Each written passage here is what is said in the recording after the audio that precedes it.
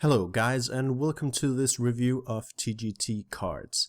There's a lot of people who have been doing some reviews, giving their top 10 lists of cards who are going to see play or are going to be really good. And I feel like there's a lot of people who underestimate some cards which I think are quite good or have the possibility to be really good. And the main thing about those reviews is that it's sometimes pretty obvious to see which cards will be really good, especially since Hearthstone has been around for quite a while now and there's been a lot of new cards. But sometimes people underestimate some cards simply because they don't seem as explosive or they don't seem to have the greatest effect right off the bat, especially if you think about them in the current context. So, without further ado, this is my list of 5 cards which I think are underrated and are perhaps some kind of sleeper OP, if you can say so. So first off, we have the Cut Purse. It's a pretty decent card. I'm not sure the reviews of this card. I don't think many pros have seen this card as being pretty good, but I think it's seen a little bit of hype on Reddit and such. But overall, I think it's a really good card. And the reason why I think it's really good is because it's in Rogue. And I think if there's ever a class that can really benefit from a card like this, it's Rogue, since it also has the best possibility to get it out early game and protect it. You can kill the opponent's creatures with cards like Backstab, or if you have already a weapon out with your hero power, which makes this even more powerful. And as soon as it gets even one attack off, I will argue that it's worth it, especially since it's in Rogue and coins are really good in Rogue. This could also prompt a return of Gadgetzan, which if you can coin him out early can be really devastating, as well as if you can use coin to draw cards, it's also really amazing. So overall, I think this card has probably not the best synergy with the current Oil Rogue decks, but I think it opens a possibility of returning Gadgetzan to the table, and also has really high potential as well. So next card is Effigy, and there's been a lot of controversy around this card. Some people say it's really bad, some people say it's really good, and I'll place myself somewhere in the middle. I know that's kind of a cliche, but there's a few reasons for this. The first one is that I think, first of all, I think this card is going to see play, and the reason why I think it's going to see play is because it's a really good alternative to Mirror Entity. And the reason why it's a good alternative to Mirror Entity is because when people run the secret mage decks that like to curve out with the mad scientist, usually you want to run at least 3 secrets, because 2 secrets is just too iffy. Sometimes you draw them, sometimes you have a bad scientist down and you already have a secret, so you won't get anything out. So the magic number is somewhere in between 3 and 4, and at least 2 different secrets in your deck. And until now, people have been forced to run cards like Counterspell, which sometimes can really win you the game and sometimes are quite useless when you're facing aggressive decks that don't really use spells, and if they already have board control, they don't really need spells. So it's also easy to play around for some classes as well. So overall, I think this card is just good enough to fill that spot in really aggressive mage decks that rely on secrets. It replaces your minion with somewhat of the same cost, and when you think about it, of course, when you get it out of Mad Scientist, it's amazing, but even just a 3-drop, it can be pretty good because people tend to deal with your biggest threats first. So if you have some low minions lying around, maybe you have 2, 3, 4-drop, it's most likely you're going to try to deal with the 4-drop first, or at least will focus that one. And if you have FG down, well, you get another 4-drop, which is quite good most of the time. So next up we have Astral Communion. This is a card that's received a lot of criticism, and honestly I think this card can see play in a few decks. Most notably really greedy ramp druid decks, and you might say there's probably better alternatives to gain mana, and you might be right on that front. But the fact is that if you can get this card innovated, even one innovate into this card on turn 2, it's amazing. And even like the dream is to double innovate it around turn 1, then you will really see the effects of this card. And the way I see this card played is in a really greedy deck where you basically only play, like, you play maybe, what's it called?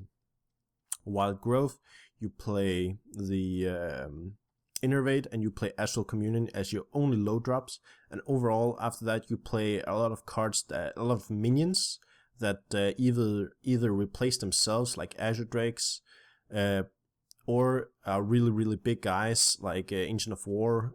Ancient of Lore does both of those, and as soon as you draw one of those cards you really get going, and if you just get this card early, you basically win the game, and it isn't that devastating if you don't get it, since you play 6 ramp cards. So you can still play without it, and at worst it's a dead card in hand, but most of the time it's either just gonna give you a draw, or it's going to, just it's gonna be okay most of the time, I think. Especially if you, only if you make a deck for it. You wouldn't just put it in normal Ramp Druid decks, because that could really mess you up. If you have a lot of low minions, you have shades and such. But this is like a high risk, high reward card. And honestly, I like those, especially in Hearthstone where you only have 30 cards in your deck.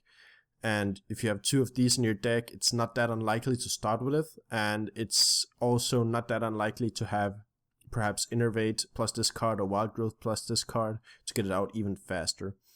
And if the rest of your deck is made around top decking, then, well, you can basically just snowball the game from there, like even against more aggressive decks, because if you can play a big taunt, well, it's hard to get through it, especially if you get a new one every turn. So next up is the Clockwork Night.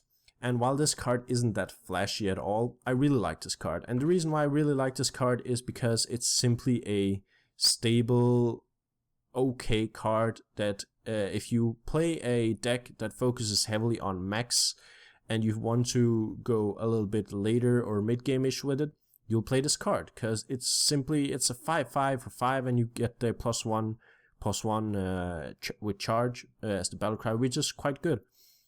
And like I said, it's not flashy, but if you want to promote an archetype, you need a lot of cards, and some of those cards just need to be stable, good cards. They don't have to win you the game, they just need to be there in order for the rest of the cards to do the magic.